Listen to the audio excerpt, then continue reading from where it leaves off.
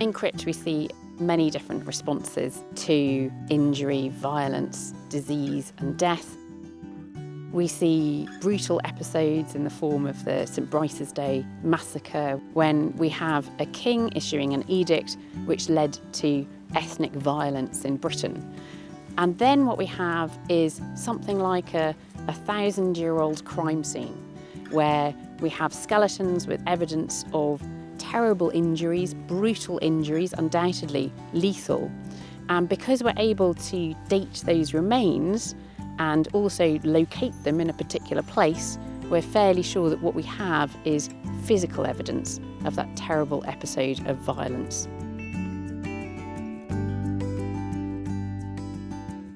When Henry VIII's favourite ship, the Mary Rose, sank, there were hundreds of people on board trapped in the ship. And so when the Mary Rose was lifted, that was about recovering the ship itself, but also recovering the human remains of those many individuals that went down on that fateful day. Those skeletons tell us something about the nature of the occupation and the activity of the men on board the Mary Rose.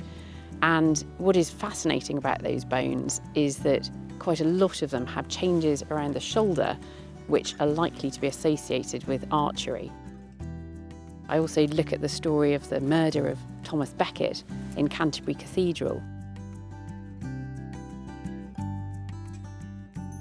But we also see great tenderness and care, and I think particularly in the story of the people who were buried in the hospital grounds of St Mary Magdalene in Winchester.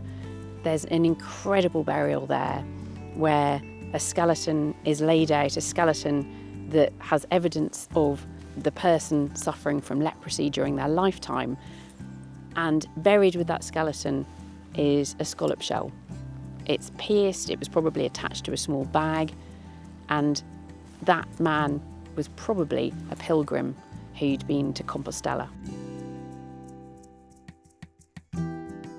I hope that readers of Crypt will be as fascinated as I am by these stories. They are incredible tales, and these stories are real, and they are based on this way of interrogating the past using the latest science to unlock secrets from ancient remains.